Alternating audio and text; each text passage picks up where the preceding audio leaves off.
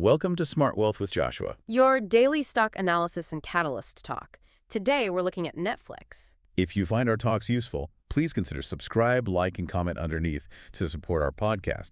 And if there's any stock you want us to look into, leave it in the comment section below.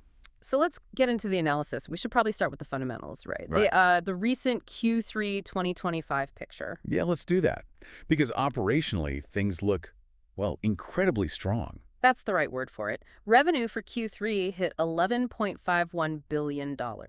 Which is a huge number. That's what, 17.2% growth year over year? Exactly. And it's not just a one-off. Year to date, revenue is up 15%. So this is sustained growth. And it's what they're doing with that revenue that's really caught my eye. The operational leverage. The operating margins. They've expanded to 31.3% in the third quarter. That's just an impressive number. It shows some serious cost discipline. It's what separates them, from the rest of the pack. Every new dollar that comes in, a bigger and bigger piece of it is dropping straight to the bottom line. Right. But that leads to the paradox from that report, doesn't it? It does. The immediate challenge. Despite that amazing top-line growth and the fantastic margins, their earnings per share, the EPS came in at $5.87. Which missed expectations. The consensus was looking for something like 6.88 cents. A full dollar miss. So on the surface, you'd think the stock would get hit hard for that. But it really didn't. So why is the market sort of shrugging that off? I think Wall Street is looking right through it. They're seeing the miss as, temporary noise, probably aggressive content amortization, or maybe some tax timing. So they're focused on the bigger picture. They're focused on that 31.3% margin. That's the real signal of health and future cash flow.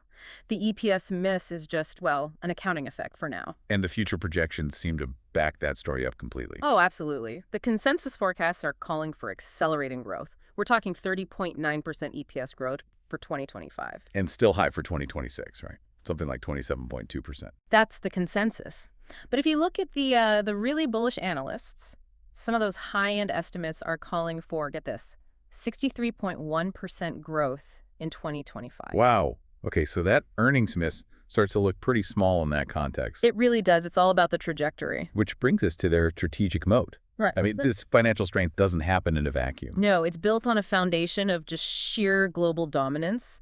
The scale is unmatched, and the depth of that content library, it creates a huge barrier to exit for customers. But they're not just sitting on that library. We're seeing some really aggressive pivots to widen that moat even further. That's the key. The move to ad-supported tiers was the first big step. But the really transformative one, I think, is the diversification into exclusive sports programming. A total game changer. That's not just about getting new subscribers anymore. No, it's about owning the live advertising slot. Live sports command premium ad dollars. It's a completely different and much more profitable business model. It changes their whole monetization structure. Yeah. You add that high-margin ad revenue on top of the subscriptions. And we see management signaling this pretty clearly. The Q3 10Q filing back on October 21st and the investor calls. They went deep into this new content strategy. And then there were those Form 8K filings on November 14th. Right. Those often signal major new business developments are on the way. Management is not sitting still. Okay, so with all this happening, they also did something huge on the structural side, the stock split. A 10-for-1 stock split effective November 17th. That's a big move. The obvious goal is liquidity, making it more accessible for retail investors. It is. A $1,000 stock can be intimidating, but it's also, I think, a huge signal of confidence from management. How so? They're essentially saying, we believe this stock can grow tenfold again from this new lower starting point. It's a reset to encourage a new wave of accumulation. So let's look at where it's trading now, post-split. As of November 24th, the shares were at, $104.47. Correct, with some intraday support right around $103.81. And that's way below the pre-split resistance level, which was up in the $1,100 to $1,130 range. It's a significant discount from that old ceiling. And if you look at the technicals before the split, it all starts to make sense. What were they showing? The RSI was at 40.61, so it was getting close to oversold territory, suggesting a big bounce might be coming. But there was a problem, wasn't there? With the volume? A big problem. The AKD was neutral, maybe a little bearish, but the real red flag was lower volume on any price rise. We call that accumulation weakness. The big institutions weren't buying with conviction. Exactly. So the split is designed to fix that.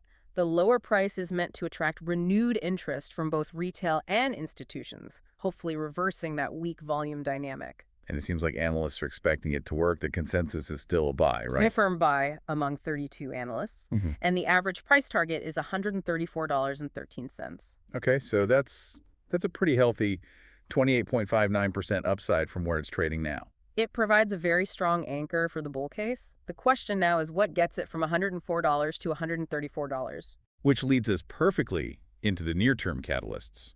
What should we be watching for over the next, say, 3 months? The most immediate driver is the Q4 content slate. It is absolutely packed. The holiday season push? Yeah. Major series finales, I assume? Big finales, and crucially, the first real test of that exclusive sports programming. This is what drives subscriber acquisition and engagement metrics through the roof. And then we have the earnings report for Q4. Expected in late January or early February, that's going to be huge. The first real look at performance after the split and the holiday push. Expect a lot of volatility there. We should probably mention the ETF rebalancing, too. Good point. December 15th. For a stock this size, that can cause some significant short-term buying or selling pressure from passive funds. And we also have a preliminary subscriber update coming around January 5th, which could move the market ahead of the full earnings. Right. Now, we should also touch on the speculative buzz, the rumors. The exciting stuff. But we have to stress, these are just rumors. Absolutely. The big one is that they're getting ready to bid very aggressively for global rights to a top-tier sporting league. If that happened, Yeah. my goodness, that would change the entire narrative from an entertainment service to a must-have utility. The valuation multiple would have to expand. It would be a paradigm shift. The second rumor is about the ad-supported tier. Expanding it internationally. And faster than expected. The rumor is they're getting ready to roll it out in a bunch of new high-value markets. That would accelerate ARPU growth in a big way. Okay, that's a lot of upside. But we have to be balanced. Let's talk about the risks. We have to. And they are real. On the company-specific side, it all comes down to execution. Content execution risk. They live and die by the hits. A few big flops in a row, and investors get nervous fast.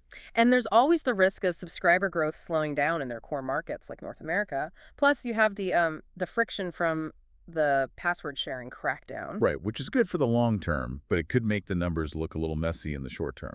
Then you zoom out to the macro risks. A bad recession means less discretionary spending. And less ad spend, which is a direct threat to that new ad tier strategy. Yeah. And of course, the competition isn't sleeping. Not at all. Disney plus, Amazon.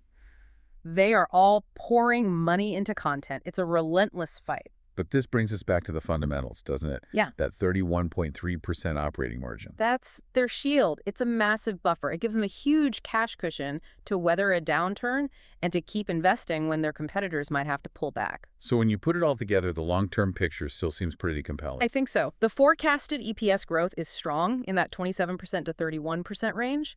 The stock split has given investors a new entry point, and you have this string of powerful catalysts lined up. So to sum it up, we have an earnings miss that the market seems to have forgiven, phenomenal operational strength in the margins, and a technical reset from the split. It really feels like momentum is building for the next few months, driven by that Q4 content and the upcoming earnings. Absolutely. The combination of structural changes and powerful near-term drivers makes this a fascinating stock to track heading into 2026. As always, remember to conduct your own independent due diligence and verify all quantitative claims before making any investment decisions. We'll be back tomorrow with another stock analysis. Make sure you subscribe to Smart Wealth with Joshua so you don't miss it.